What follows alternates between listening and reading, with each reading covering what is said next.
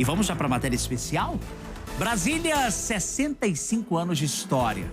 Para celebrar o aniversário desta jovem senhora, o nosso querido apresentador Henrique Chaves bateu um papo com alguma das personalidades que marcam presença aqui na capital.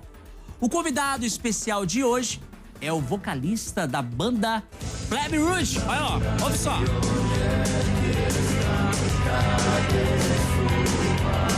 Eita, que delícia, hein? Bora ver essa entrevista com o grande Felipe Seabra, como ficou? Ele na roda gigante com o Henrique Chaves? Na tela.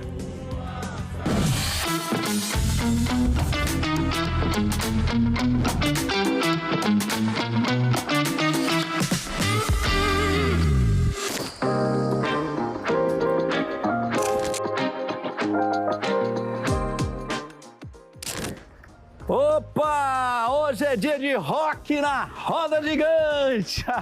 Hoje é dia de rock, bebê. Hoje é dia de rock, bebê. Pô, que alegria te receber, filho. Tudo bem? Ótimo, Pô, que alegria. Presentinho aqui, ó. Pô, obrigado. Vamos falar sobre ele, com certeza. Ô, Felipe, que alegria te receber, a gente poder fazer essa homenagem à Brasília 65 anos e contar também um pouco da sua história aqui, né? Essa cidade é importante para você também, né? Minha geração, é engraçado, né? Ninguém na minha geração nasceu em Brasília. Né? Toda essa geração, né, o comecinho do rock, né, a década de 80, então ninguém tinha nascido, a gente era meio forçado a vir para cá pelos nossos pais, assim. Ninguém era um candango mesmo, né? Mas é muito estranho é quase uma experiência ímpar, ímpar no mundo, você crescer numa cidade que quase tem sua idade. Vamos andando aqui,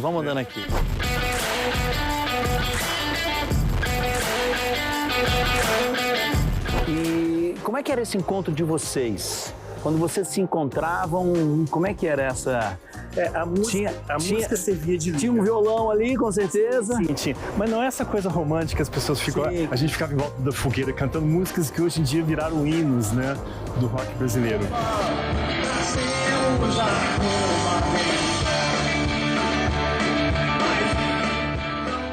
Era uma turma que era propelido, que eu falei, né, pela curiosidade intelectual, a música servia de liga. E pense bem, Brasília, há 45 anos atrás, não tinha nada culturalmente para oferecer. Então a gente acabou criando. Não tem roupa legal? Sei lá, vamos pegar uma camisa social, vamos pintar. Pronto, a gente tem nossa roupa. Não tem música legal tocando na rádio, ao menos que nós nos identificássemos, né? Músicas jovens para jovens, feitos por jovens, vamos fazer as próprias bandas. Não tem festa, vamos parar o carro, à beira do lago, era mais seguro fazer isso, né? Abre a porta, abre o som, abre o vinho, a gente tem a festa. Então era uma juventude muito sedenta. Exército de botão apontado aqui no interior. E tudo isso da sua... E ali, como curiosidade, Felipe, nesse momento dessas festinhas no lago, por exemplo, vocês cantavam já a música de vocês ou era uma música... Sim, porque Aborto já tinha, né, músicas como Que País é Esse? Que país é esse? Que país é esse? Plebe já tinha música como no comecinho, né, Proteção Até Quando Estava em 84. Legião já tinha Será, coisa... Mas que nem eu falei, não era o pessoal em volta da fogueira, não era isso, né? Mas fazia parte da trilha sonora dessa juventude. A Plebe nasce oficialmente em 81? 81, lá no Lago Norte, né? E no nosso segmento não tinha muita concorrência. Tinha umas outras bandas meio MPB, algumas pareciam mais a Cor do Som numa Noite Ruim.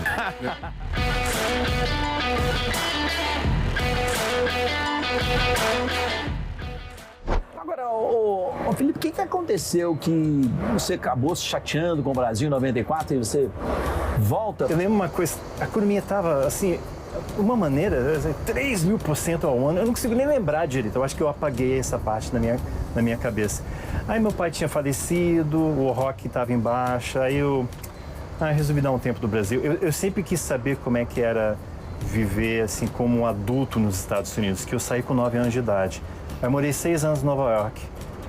E a música foi me puxando de volta, o Web dos Paralamas, toda hora ia para lá, Felipe, você tem que voltar, E é difícil, então, a metade do livro narra essa minha batalha, assim, de estar feliz, anônimo, ou com a fama aqui no Brasil, só que infeliz e com uma banda que, sabe, que não tava assim. Sim, mas aí você volta em 2000 Voltei em e a 2000. plebe volta que volta. E a plebe voltou, olha aí. E não era pra ter voltado, mas voltou, assim, eu acho que é a força da música, né? Era um contraste muito diferente, né? De repente eu volto aqui no Brasil e, pô, capa de revista, aí eu tô sendo entrevistado e no alto, assim, olha que vista incrível, sabe? Agora, Felipe, me fala um pouco da relação com o Renato Russo. Como é que era a relação com o Renato Russo? Pois é um pouquinho diferente, né? O caso da plebe, ninguém dependia do Renato, sabe? O Renato era nosso amigo, ele não era o nosso provedor, né? Ao contrário do resto do pessoal. Então eu pude ser um pouco mais isento. E quando o Renato começou a ficar muito doido, assim, não tem outra maneira de falar, eu tava sentindo que as pessoas em volta não estavam, sabe? Estavam mais preocupados com a galinha dos ovos de ouro, assim. E eu tava vendo meu amigo morrer. Eu tava vendo ele morrer. Eu já tinha visto o André Petróleo morrer. O André Petróleo era o fundador do aborto elétrico, né? Que era o filho do embaixador da África do Sul, que fundou junto com o Renato, né? Que meio que começou toda essa história da década de 80 em Brasília. E eu fui o último da turma a passar um tempo com ele antes dele morrer de overdose, né? Ele morreu de overdose na Alemanha. E eu estava vendo o Renato descer pelo mesmo caminho e eu não consegui fazer isso, não. Eu tive que me afastar. E com uma dor no coração, que ele era meu amigo, né? É uma dor incrível para todos, né? Um cara que marcou também a sua geração, né? Sim. Era muito versado, né? Muito... Mas às vezes, eu acho que exageram, o Messias, não era isso. Ele é um cara mais velho, né, lógico, mas até levemente inarticulado. Quando você vê algumas entrevistas bem no comecinho, né, era muita gíria, coisa, e o pessoal de Brasília não falava muita gíria. Que nem eu falei, a maioria do pessoal tinha morado fora, falava uma segunda, terceira língua, né, então não tinha muito disso, era engraçado isso. Mas mal sabíamos, assim, o que se escondia por trás do Renato, né? Essa erudição toda, né? É um poeta que chegava no patamar do Chico Buarque.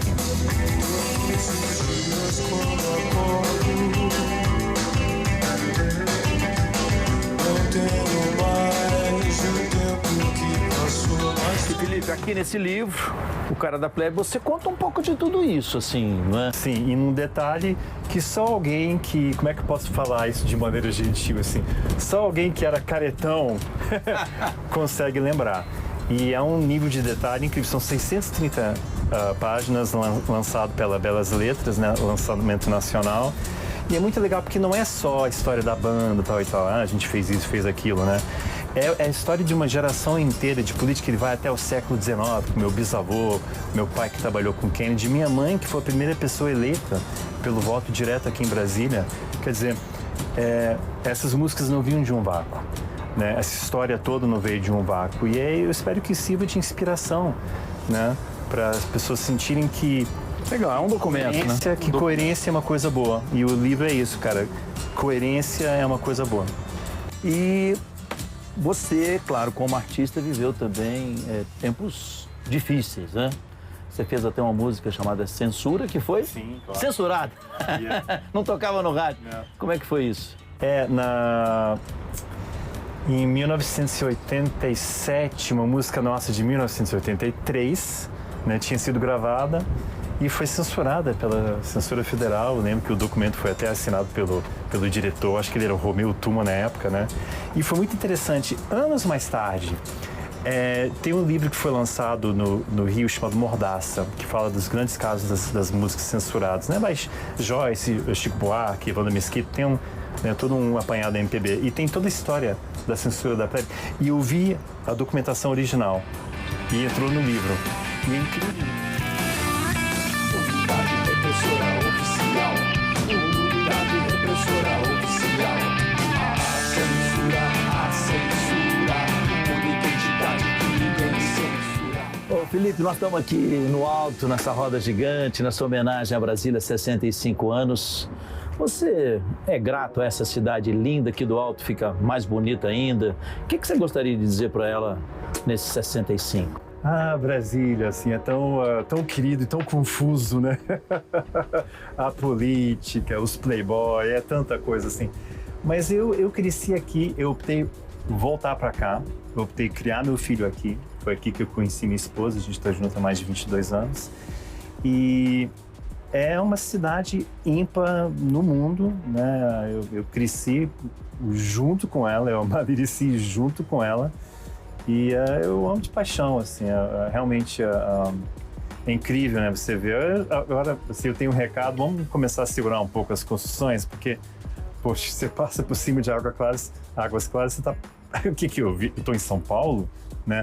Vamos deixar a Brasília ficar assim, não tão confuso, né? Vamos respeitar as áreas verdes e a qualidade, né, de vida. Chegamos. Foi tudo bem? Tranquilo? Boa viagem aqui? Sim, eu acho que eu acabei de vencer meu medo da altura, né? Maravilha. E é difícil ser punk com medo da altura, né, também. Grande Felipe. Obrigadão por esse encontro, por essa entrevista. Obrigado pelo presente do livro. E eu só vou te pedir para a gente encerrar essa entrevista especial uma música que eu vou tocar no final dessa entrevista, para a gente voltar às imagens, com essa imagem de Brasília linda, do nosso encontro aqui no Parque Nicolândia. Qual é a música? Seria a música Brasília, né? Talvez a única banda no mundo que tem uma música chamada Brasília, mas é levemente crítico, então, né? Mas assim, aquela coisa, né? Tem um amor e ódio a essa cidade, mas o amor prevaleceu, né? Sempre. Obrigado pela entrevista. Valeu, um abraço. Fiquem com Brasília.